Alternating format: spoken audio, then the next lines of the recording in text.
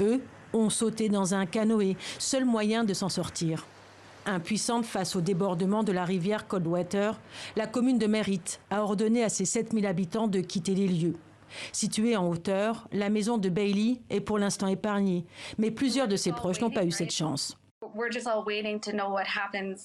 Nous attendons tous de savoir ce qui va se passer maintenant. Nos enfants nous posent des questions.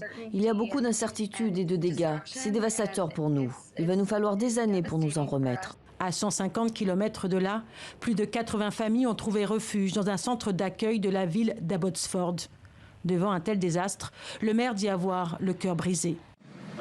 C'est le pire que j'ai vu depuis que je me suis installé ici en septembre 1953. Donc, il y a 68 ans. Les équipes de sauvetage se relaient jour et nuit. Piégées dans une coulée de boue, une femme est décédée. Les opérations de secours se poursuivent à la recherche des disparus. Le Premier ministre canadien, Justin Trudeau, a tenu à apporter son soutien aux sinistrés. Des milliers de personnes sont affectées dans la province par ces événements météorologiques extrêmes. Le gouvernement reste en étroite liaison avec les autorités de Colombie-Britannique, les soutenant de toutes les manières possibles et nous continuerons à le faire. Il est tombé en moins de 36 heures l'équivalent d'un mois entier de pluie. Sur place, les météorologues se disent déboussolés. C'est 30 fois plus qu'en temps normal. Et des inondations ont touché la Colombie-Britannique. Une femme a été retrouvée morte dans le glissement de terrain qui s'est produit sur une autoroute lundi à 250 km au nord de Vancouver. Ces derniers jours, des milliers de personnes ont dû évacuer leur foyer. De nombreux districts ont été vidés, comme près d'Abbotsford, à quelques dizaines de kilomètres à l'ouest de Vancouver. Le maire de la ville n'en revient pas.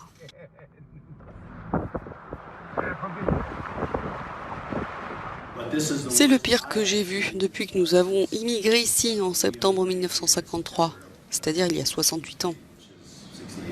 Je pense que ce que la plupart des gens ne comprennent pas, c'est que cette eau vient du côté des États-Unis, de la rivière Nooksack, qui en est seulement au stade de la crue.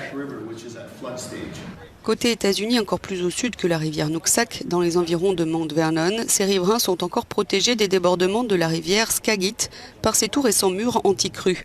Plus à l'est, vers Cedro Valley, sans murs anti-crues, le même cours d'eau et les pluies torrentielles ont inondé des quartiers entiers. La nuit dernière, nous avons vu l'eau arriver par ici en quelques minutes. On n'a pas eu le temps de réaliser. Nous avons dû déplacer les voitures, c'était si rapide. Au moins 800 personnes ont été évacuées à Cedro Valley. Plusieurs dizaines de milliers de foyers sont encore privés d'électricité. Mais cela devrait s'arranger d'ici la fin de la semaine grâce à un ciel plus clément. Ils sont carrément plongés dans l'eau. Vous voyez la situation. Et là, le secteur de la plaine de Souma, là, on est vraiment tout près de la ville d'Abbotsford. Là, on craint tout ça.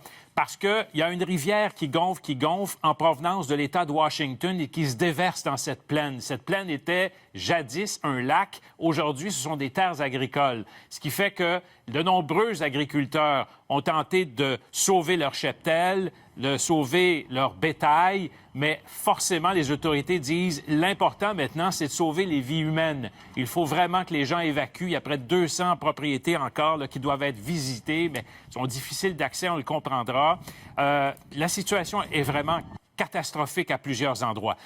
Il y a, on le sait, un décès qui a été comptabilisé. On recherche encore, donc, parce qu'il y a des autos qui ont été transportées par les coulées de boue. Il y a une femme, donc, qui a été retrouvée morte à cet égard. Je reviens à Abbotsford. Le maire a donné une conférence de presse un peu plus tôt. En ce qui concerne le fleuve Fraser, il y a cependant de bonnes nouvelles. Écoutez le maire d'Abbotsford.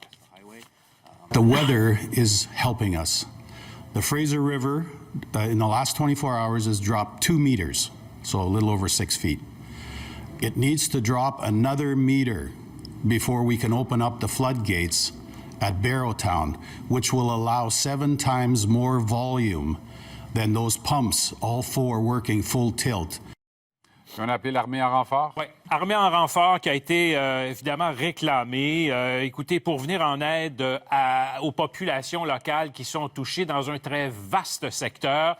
On devrait donc avoir une situation qui est stabilisée avant, malheureusement, pour la fin de semaine, le retour des pluies.